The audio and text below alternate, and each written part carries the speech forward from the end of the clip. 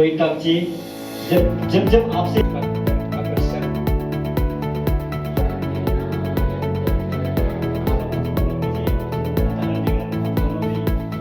चाहूँगा कि जो रूटीन हम लोग का प्रोग्राम होता है, हमेशा पार्टी जिस तरह से हमेशा हम लोगों को ड्यूटी देता है, उस काम को हम लोग जिस तरह से पहले से करके आया है, अभी भी हम लोग वो करना है। सेवा पखवाड़ा हो या अपना सदस्यता अभियान हो, ये कुछ प्रोग्राम आते हैं जो अपना उसको हम लोग पूरा तरीका से हम लोग करते आया है और आगे भी अच्छा से करना है। सबको हम लोग लिंक कर दिया, सबको हम लोग अपलोड किया। आप लोग इसको फायदा उठा के और हर आप जैसे भी करके इसमें बढ़ चढ़ के साथ देना है और हमारा प्रोग्राम को आज से लेके 2 तारीख तक सक्सेसफुल रहना है। आज 17 सितंबर में मोदी जी का तीसरे टर्म जो थर्ड टर्म का 100 दिन पूरा आज हो गया है। आज का दिन 100 दिन पूरा हो चुका है। सबको बधाई हो। आज हमारा नरेंद्र मोदी जी का 74 जन्मदिन है और इस जन्मदिन को आज हम लोग सेवा पखवाड़ा के तहत हम लोग मनाया प्रदेश ऑफिस में। ये वीक लॉन्ग प्रोग्राम है। आज से लेके 2 तारीख तक हमारा ये 15 डेज का प्रोग्राम है, सर्विस फोर्टनाइट। इसको लेके हमारा प्रदेश भर में हर मंडल में, हर जिला में और हर बूथ लेवल में कार्यक्रम करने जा रहा है। तो इसके सेवा पखवाड़ा के तहत सर्विस भावना जो माने सेवा भावना जो हमारा प्रधानमंत्री हमेशा हम लोग को ज्ञान देते हैं कि आप लोग देशभक्त होना है और देश को सेवा करना है और आप क्या कर सकते हैं देश के लिए और लोगों के लिए। आज इनका जन्मदिन है। शुभ अवसर से लेके 2 तारीख तक हमारा बीजेपी प्रदेश भर का कार्यकर्ता गण पूरा सेवा भावना से कुछ ना कुछ हर दिन सेवा भावना के साथ सेवा ही करते जाएंगे। आज सुबह हमें ब्लड डोनेशन के साथ शुरू हुआ आरके मिशन में और ब्लड डोनेशन हर क्षेत्र में अपना हर जिला में जहाँ जहाँ ब्लड बैंक है वहाँ में कार्यक्रम हुआ है। कल को हमारा स्वच्छ अभियान होगा और प्रदेश भर में मंडल में बूथ लेवल में स्वच्छ अभियान करेंगे और कल हम ट्रिम्स में प्रदेश ऑफिस से लेके करेंगे। तो 2 तारीख तक ये कार्यक्रम होने जा रहा है और मैं आपके माध्यम से मैं सभी कार्यकर्ता को इस सेवा पखवाड़ा में साथ देने का और इसको प्रोग्राम को मोर सक्सेसफुल और देश का हित में, प्रदेश का हित में और लोगों का हित में सेवा देने का आह्वान कर रहा हूँ। आज का प्रोग्राम का हम लोग यही मान सकते हैं कि आज बर्थडे मनाया गया। नहीं, आज बर्थडे तो सभी दुनिया मान रहा है, लेकिन हम लोग बर्थडे के साथ ही साथ हम सेवा पखवाड़ा का लॉन्चिंग भी हुआ है। प्रेसिडेंट हमारा माननीय प्रेसिडेंट लॉन्च किया है। जैसे कि आप सभी को पता है आज 17 सितंबर है, तो ये हमारे प्रधानमंत्री मोदी जी का जन्मदिन है और 17 सितंबर से लेके गांधी जयंती तक 2 अक्टूबर तक हमारा पार्टी बीजेपी इसको सेवा पखवाड़ा यानी कि सर्विस फोर्टनाइट के रूप में हम मनाते हैं। तो आज इस सेवा पखवाड़ा का लॉन्च का दिन है, शुरुआत है।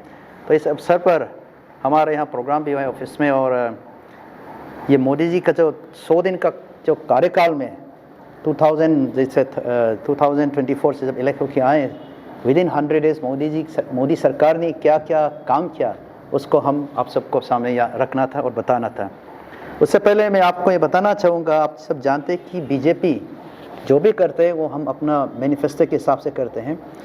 जब 2024 का इलेक्शन जब शुरू हुआ था तो हमारा मैनिफेस्टो दिल्ली में लॉन्च हुआ था अप्रैल के महीने में।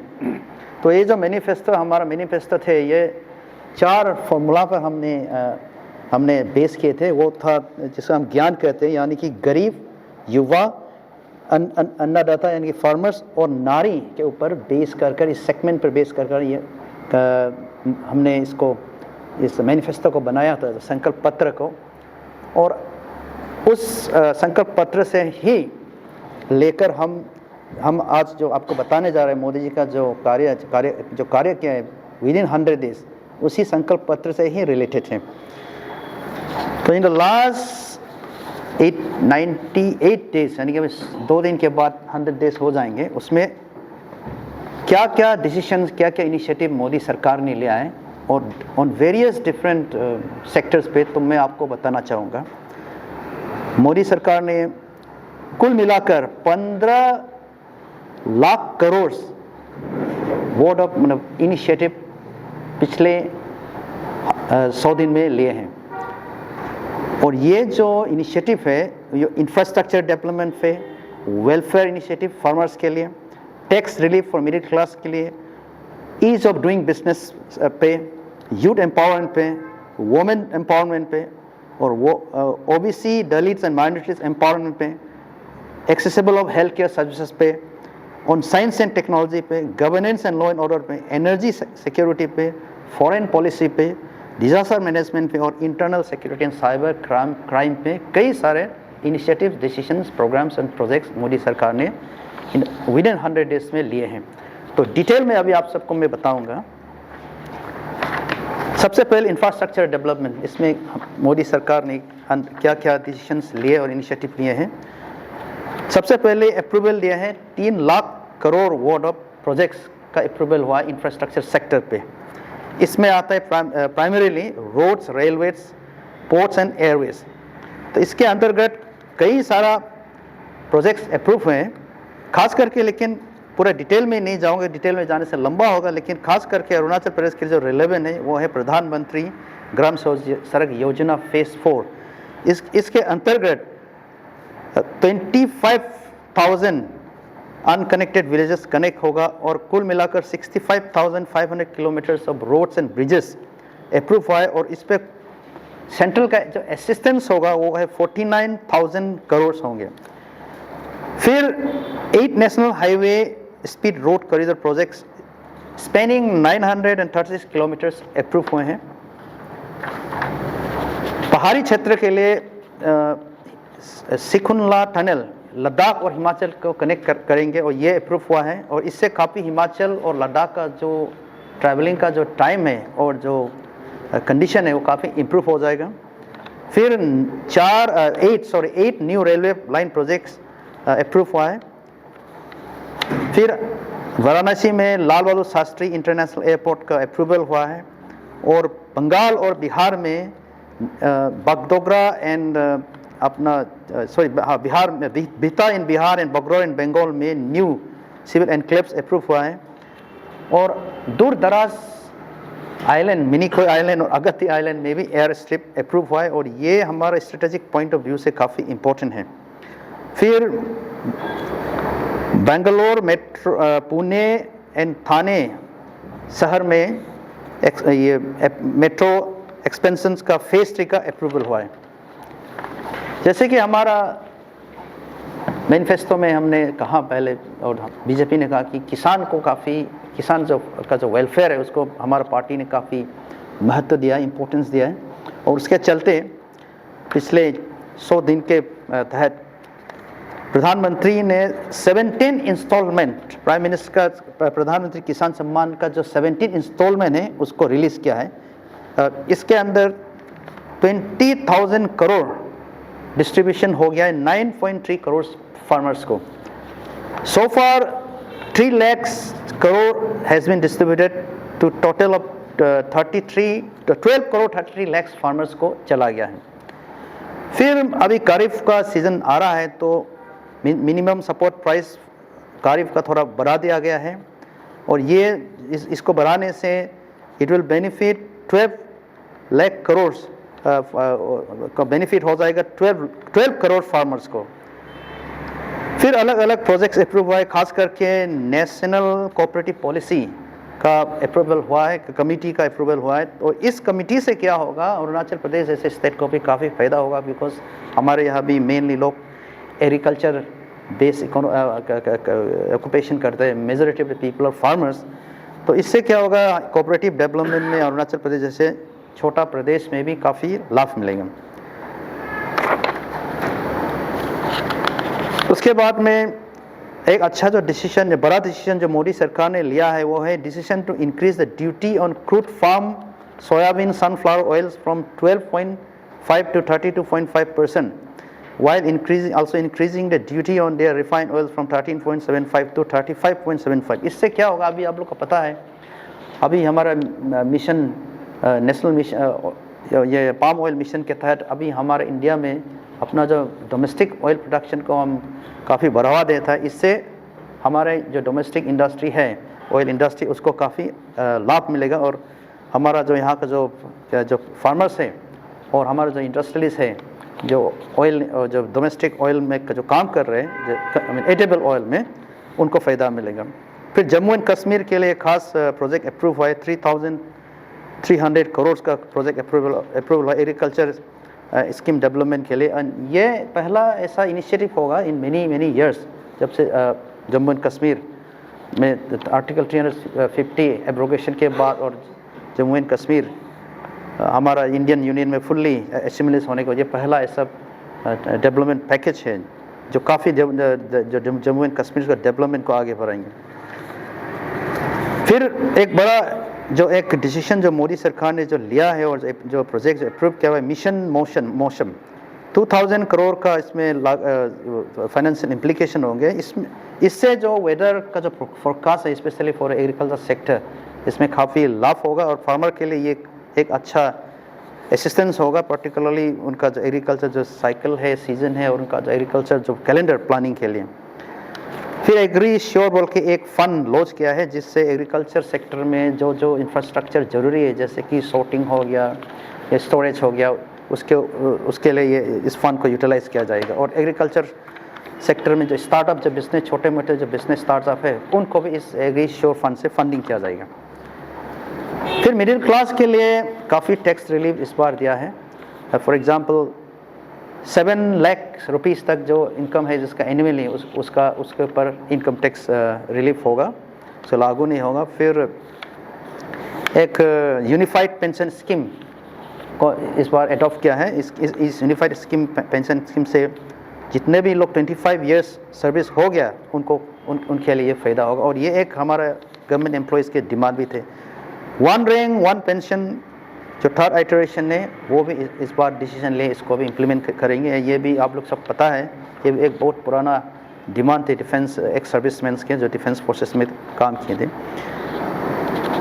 फिर प्रधानमंत्री आवास योजना जो 3 करोड़ का हाउसेस का अप्रूवल हुआ है, और प्रधानमंत्री आवास योजना के तहत अभी तक 4 करोड़ घर बन चुका है इंडिया में, और अभी अर्बन एरिया में 1 करोड़ प्लस और हाउस बनाएंगे और 2 करोड़ और रूरल एरिया में घर बनाएंगे। इससे हमारे जो रूरल एरिया में जो गरीब लोग रहते हैं उनके लिए काफ़ी फ़ायदा होगा। अरुणाचल प्रदेश में भी इसका जो बेनिफिट्स है हमको मिलेंगे। अभी इकोनॉमिक सर्वे चलेंगे, उसके तहत फिर जितना भी बेनिफिशरीज है फिर उसका शॉर्ट लिस्टिंग होंगे, और ये जो स्कीम है हमारा यहाँ के सिटीजन्स को भी, हमारे यहाँ के लोगों को भी इसका लाभ मिलेगा।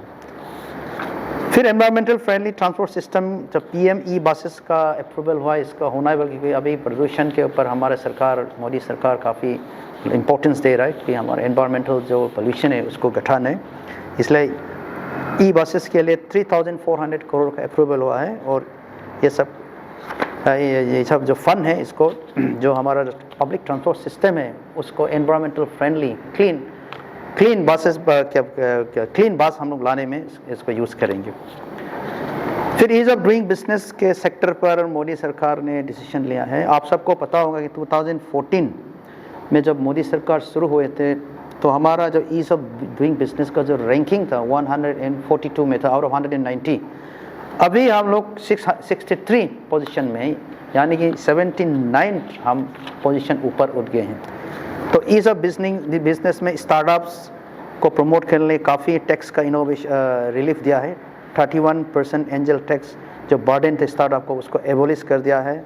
कॉर्पोरेट टैक्स पे सुधार ला दिया है। फॉरेन कंपनीज़ का जो कॉर्पोरेट टैक्स है उसको रिड्यूस कर दिया, 40% से 35% कर दिया है, ताकि हमारा जो यहाँ में इंडिया का जो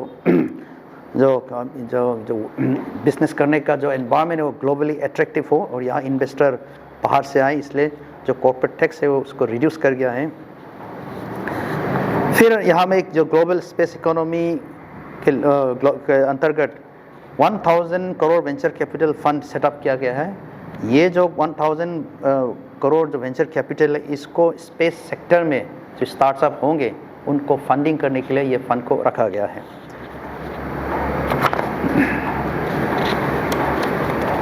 फिर इंडस्ट्रियल डेवलपमेंट हर जगह इक्वली हो, रीजनल ग्रोथ यूनिफॉर्मली हो, इसके लिए national industrial corridor development programme का गठन हुआ है। इसके अनुसार इसके अंतर्गत 12 इंडस्ट्रियल नोड्स को इस्टेब्लिश करेंगे। ये जो फैसिलिटीज़ है, ये 12 अलग अलग जगह पर इंडस्ट्रियल हब इस्टेब्लिश करेंगे और इसके थ्रू जो इंडस्ट्रियल डेवलपमेंट जगह रीजनली इक्वली यूनिफॉर्मली हर जगह होंगे, ताकि there is equal regional growth everyone. फिर मुद्रा लोन को फिर से इंक्रीज कर दिया है। पहले 10 लाख था, फिर 10 लाख से अभी 20 लाख कर दिया है। एंड मुद्रा लोन आप सबको पता है, मुद्रा लोन के तहत बहुत सारा स्टार्टअप, बहुत सारे छोटे छोटे बिजनेसमैन को लोन मिलकर काफ़ी मुद्रा लोन से फ़ायदा मिला है। फिर ई कॉमर्स हब को इंक्रीज कर दिया है। पीपीपी मोड में micro small and medium industrial traditional artisans को एक्सपोर्ट फैसिलिटीज़ प्रोवाइड किया जाएगा और इसको ई कॉमर्स एक्सपोर्ट हब्स को अपग्रेड करके जो एक्सपोर्ट का जो फैसिलिटीज़ है, जो एक्सपोर्ट के लिए जो करने का जो व्हाट यू कॉल दैट, मतलब एक्सपोर्ट स्पीड अप कर देंगे और ग्लोबल मार्केट में, ताकि इंडिया का जो भी हमारा स्मॉल स्केल इंडस्ट्री है वो कम्पिटिटिव हो। फिर युवा के लिए काफ़ी मतलब प्रोविजंस इस बार 100 डेज़ के अंदर मतलब काफ़ी डिसीजंस लिए हैं। For example 2 lakh crore PM package has been announced to promote employment and skill development among youth. तो इस 2 लाख करोड़ से 41 मिलियन यूथ को इन द नेक्स्ट 5 ईयर्स उनको काफ़ी काम कैपेसिटी बिल होगा, उनको बेनिफिट मिलेंगे। फिर 1 crore youth will receive internship at top companies along with allowances and one time assistance. तो इस इनिशिएटिव के अंतर्गत क्या होगा, 1 करोड़ जो युवा हैं जो स्किल डेवलपमेंट में जो ट्रेनिंग लेंगे, उनको कॉर्पोरेट सेक्टर में इंटर्नशिप देंगे टॉप कंपनीज में, ब्लू चिप कंपनी। इससे क्या होगा, उनका जो कैपेसिटी बढ़ जाएगा और आगे जाकर वो खुद अपना बिजनेस और एंटरप्रेन्योरशिप शुरू कर सकेंगे।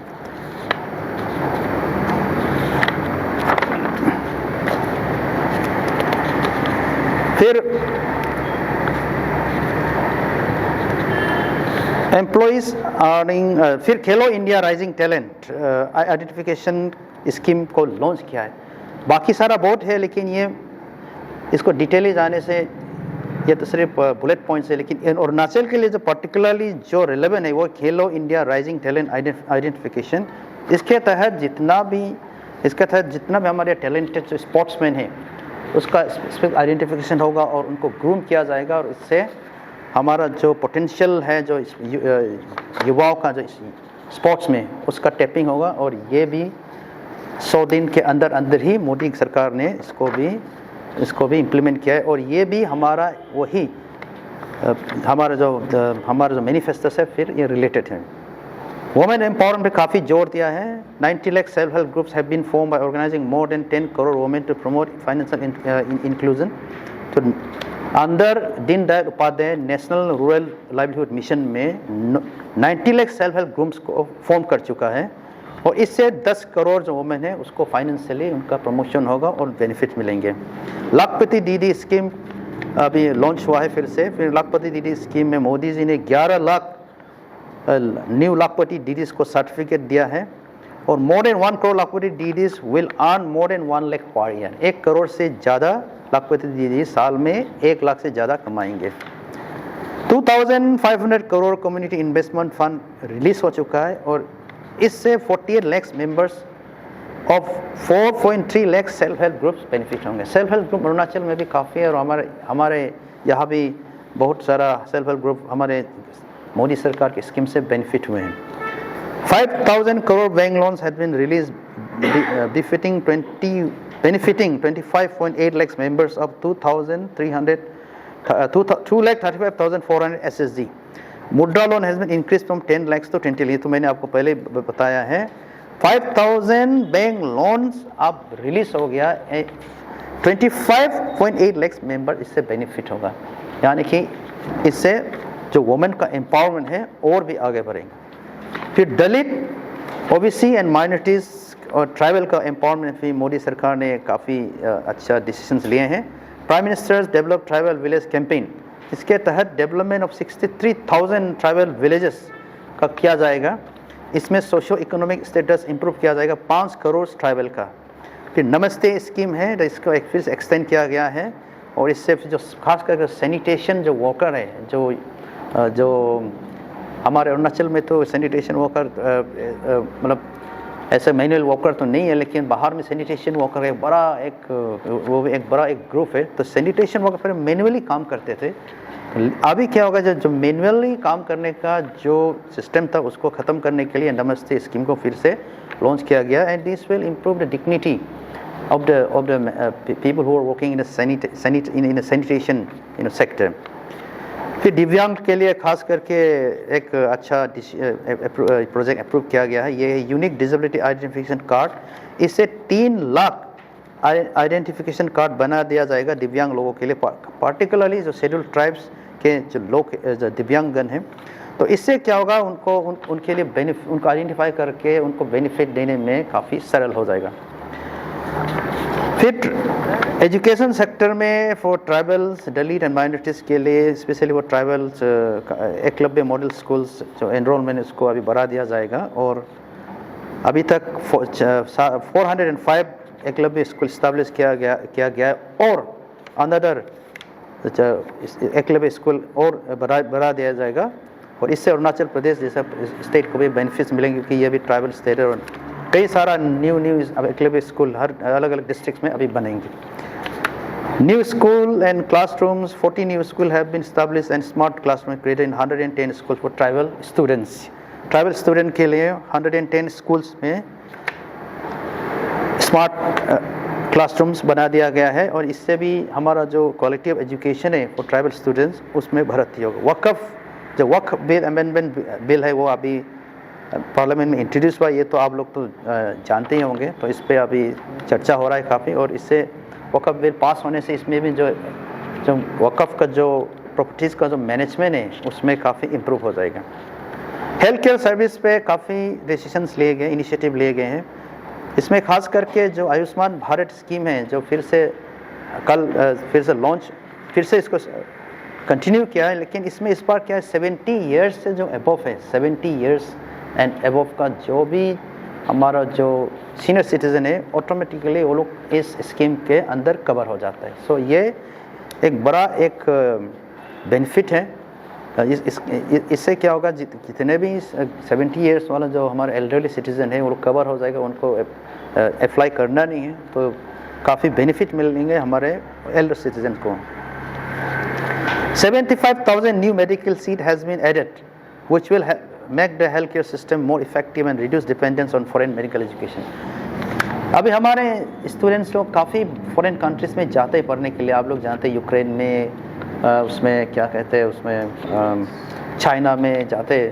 हाँ, तो अभी ये सीट बढ़ाने से ये सब स्टूडेंट्स को जो बाहर जाने चाहते हैं उनको बेनिफिट होगा, और हमारा ही अपने कंट्री में उनको पढ़ने मिलेंगे। नेशनल मेडिकल रजिस्टर्ड एक इनिशिएटिव है, इसको नेशनल मेडिकल कमीशन के तहत अभी प्रिपेयर कर रहा है। तो नेशनल मेडिकल रजिस्टर में क्या होगा, जितने भी हमारे डॉक्टर है उसका एक सेंट्रलाइज रिपोजिटरी होगा, तो इंडिया में कितना डॉक्टर अवेलेबल है और कितना कहाँ में काम कर रहा है उसका एक अच्छा डेटाबेस होगा। उस हिसाब से डॉक्टर्स का डिप्लॉयमेंट इफेक्टिवली हो सकेंगे। कैंसर एक बीमार है जो अरुणाचल में भी अभी काफ़ी बढ़ रहा है और इंडिया में भी, तो कैंसर का ट्रीटमेंट काफ़ी कॉस्टली है। इसीलिए इसको मद्देनज़र रखते हुए मोदी सरकार ने जो कैंसर का मेडिसिन पर जो ड्यूटी है, कस्टम्स ड्यूटी है, उसको एग्जाम किया गया है। तो इसके वजह से कैंसर का जो ट्रीटमेंट है वो अभी थोड़ा कम हो जाएगा।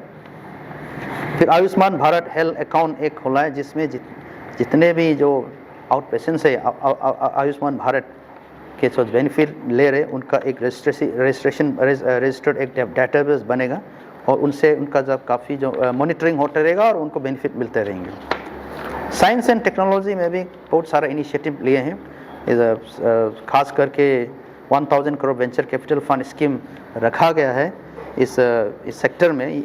अभी आप सबको पता होंगे कि हमारा इंडिया में अभी साइंस स्पेस सेक्टर में अभी काफ़ी साइंस एंड टेक्नोलॉजी सेक्टर में काफ़ी स्टार्टअप अभी आ गए हैं और India has the highest number of unicorn वाला जो 1 billion and crore 1 billion dollar वाला जो कंपनी है वो इंडिया में सबसे है। अभी India I think is in the 5th number.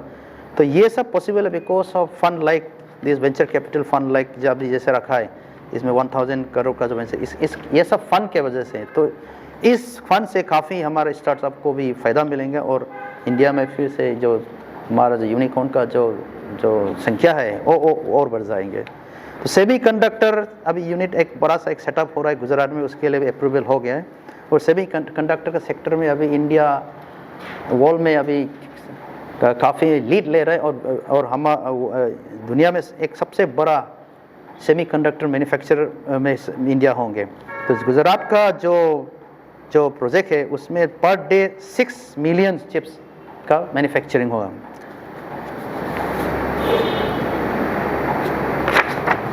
Governance and law and order पे भी काफ़ी डिसीजन लिया है।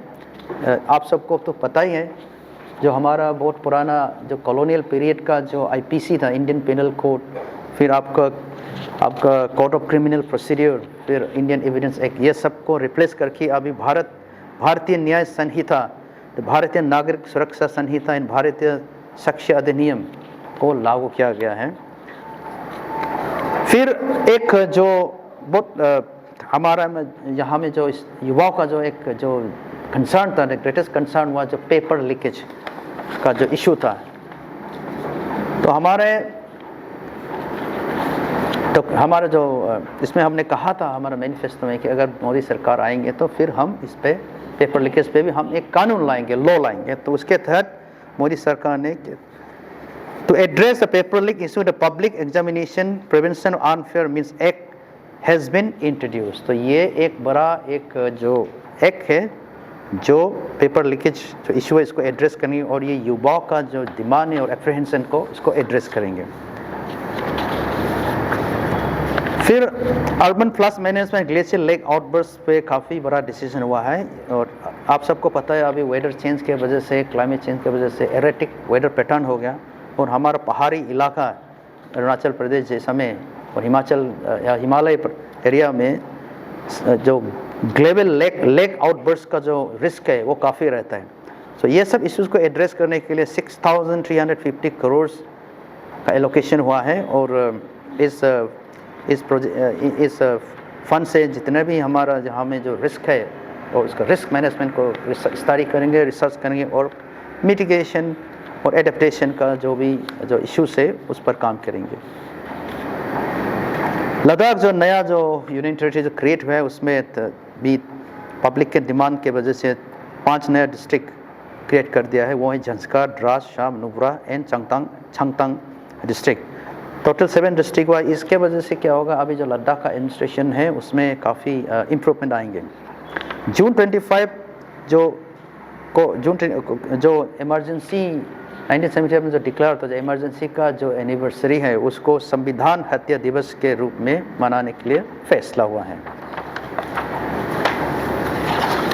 अभी because of the global warming and because of the emission issues, आप सबको पता है energy security and clean energy एक बड़ा इंपॉर्टेंट चीज़ है और जैसे जैसे इंडिया इंडस्ट्रियलाइज हो रहा है हमारा एनर्जी डिमांड भी बढ़ रहा है। लेकिन हमारा देश का और मोदी जी का संकल्प ये है कि हमारा जो एनर्जी जो सोर्स है क्लीन एनर्जी सोर्स से आना है, नॉन कन्वेंशनल एनर्जी सोर्स से आना है। इसमें development of hydro power project बड़ा इंपॉर्टेंट है। इसके लिए पिछले कुछ दिनों में hydro power project in the north east इसके ऊपर काफ़ी अच्छा इनिशिएटिव हुआ है।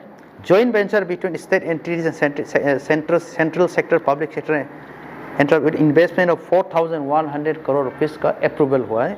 इसके अंदर जितने भी यहाँ में हाइड्रो पावर प्रोजेक्ट्स का जो भी यहाँ में पोटेंशियल है उसको उस पर स्टडी होंगे और फिर उसको टैप किया जाएंगे। उस पर इनिशिएटिव जो हमारा जो हाइड्रो पावर प्रोजेक्ट पोटेंशियल है अरुणाचल प्रदेश इसको हार्नेस करने का इसको स्टेप लिया जाएंगे।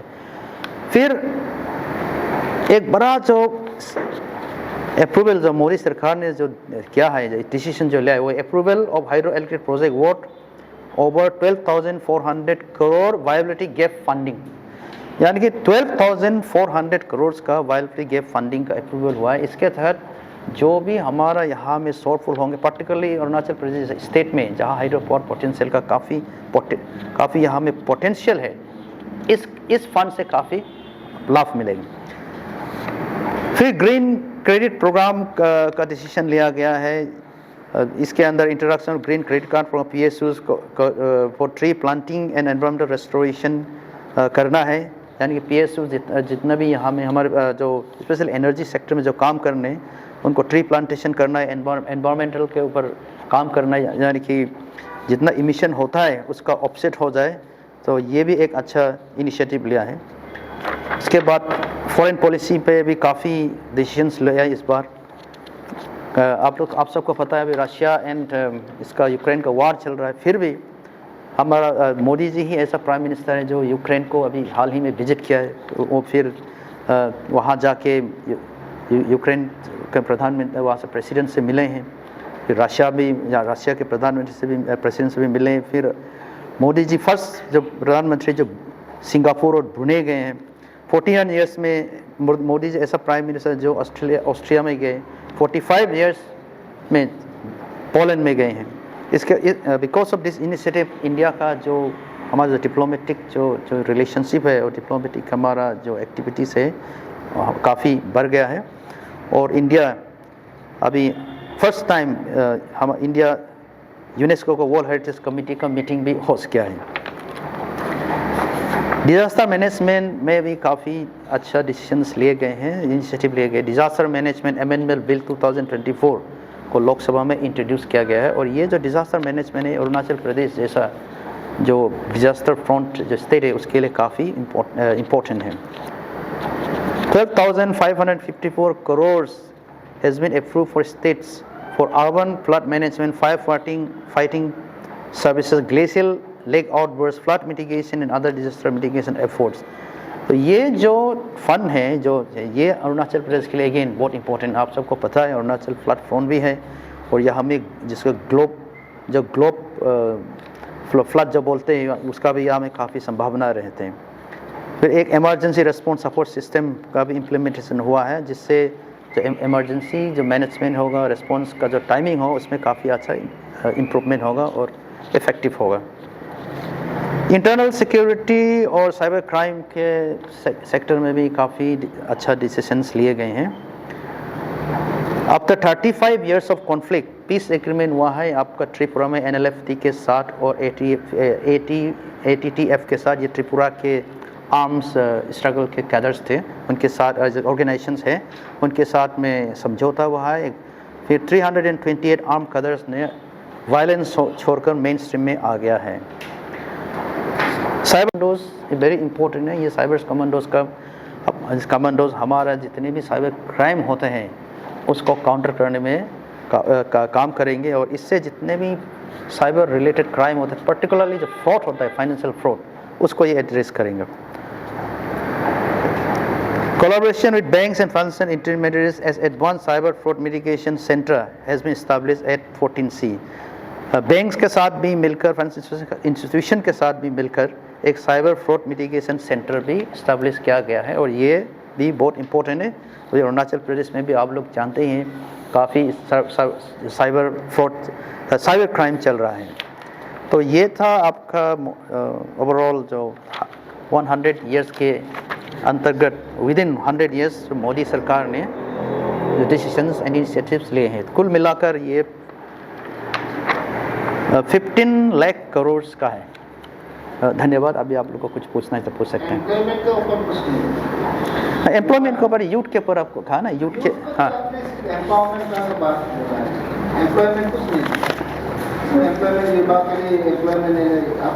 मुद्रा लोन के बारे में आपने बोला, आप बैंक में जाके पूछिए तो मुद्रा लोन देगा क्या? लोग हाथ खड़ा कर देते हैं। और वो तो अरुणाचल में ऐसा है बिकॉज ऑफ सर्टेन टेक्निक, हाँ टेक्निक, लेकिन that is being sorted out. वो जो है हमारे सरकार के तरफ से नहीं, वो बैंकिंग इंस्टीट्यूशन का सर्टेन टेक्निकल इश्यूज है because of the uniqueness of Arunachal constitutional status. जो लैंड होल्डिंग स्टेटस है, जो लैंड लॉस है, उसके वजह से जो which is being now sorted out, उसको हमारा जो स्टेट गवर्नमेंट वो has taken up with finance ministry and बहुत जल्द उसको भी हम सॉल्व कर देंगे। जैसे इंफ्रास्ट्रक्चर का आपने पीएमजे से रोड दिया है और एग्रीकल्चर में काफ़ी तो दिया है, लेकिन इसमें अरुणाचल का क्या है, उत्तराखंड को दिया है। अरुणाचल में एग्रीकल्चर को लेकर आपका क्या विचार है? मतलब अभी तक आप बाजार में जाएंगे तो लोकल को कुछ मिलता नहीं है। एग्रीकल्चर का कुछ डेवलपमेंट पर आप कुछ कहेंगे, कुछ हम लोग को बेनिफिट मिला स्टेट के, क्योंकि एग्रीकल्चर स्ट्रॉन्ग होना बहुत जरूरी है। नहीं देखिए, कुछ अरुणाचल में सिर्फ इंफ्रास्ट्रक्चर ही दिया, युवाओं को खेल कूद के लिए दिया है क्या? नहीं, ये जो है ये मोदी सरकार ने पिछले 98 डेज में, विद इन 100 डेज में क्या क्या प्रोजेक्ट्स, इनिशिएटिव, प्रोग्राम्स अप्रूव किया है फॉर द कंट्री, इसी के अंदर में अरुणाचल भी आ जाते हैं। फॉर एग्जांपल किसान सम्मान निधि, इसमें अरुणाचल में भी कई several thousand farmers are benefiting, तो ये एक्सटेंड किया गया है और उसके चलते अरुणाचल को का जो फार्मर्स है उसको भी ऑटोमेटिकली बेनिफिट मिल जाएंगे। जैसे कि आपने जॉब क्रिएशन के बारे में बात कर रहे हैं, तो अभी आप देखिए हमें जो कैपिटल एक्सपेंडिचर है इसमें 11.11 लाख करोड़ इंक्रीज करने जा रहा है, इससे काफ़ी सारा जॉब क्रिएशन हो जाएगा। फिर आपका अभी हमारा यहाँ में जो ट्रेनिंग जो चल रहे हैं 41 मिलियन जो हमने अभी 2 crore PM package has been announce to promote employment and skill development among the youth. इससे 41 मिलियन यूथ को बेनिफिट होगा और इसमें काफ़ी लोगों को अपने कैपेसिटी से वो लोग जॉब उनको मिल जाएंगे और खुद वो लोग एंटरप्रेन्योर बन जाएंगे। Success isn't a destination, it's a journey, and every journey needs a guide. At Success Point, we provide the best faculty for teaching, motivating and guiding students until they reach their final selection. Our institute offers a conducive atmosphere for overall growth, blending wisdom with knowledge. Our revised syllabi and updated study materials ensure you stay ahead. We offer regular classes with topic-wise weekly tests and feedback sessions to boost your preparation. Plus, mock interviews and tests help you gauge where you stand. Be inspired by motivational talks from toppers and successful candidates who have conquered the civil service and other competitive exams. Whether you are preparing for APPS CCE, UPSC, APSSB or other competitive exams, Success Point is your ultimate platform. For the past 14 years, Success Point has been the #1 choice in Arunachal Pradesh, guiding and mentoring civil service aspirants with dedication, updated materials and a supportive atmosphere. Success awaits you. Start your journey with Success Point today.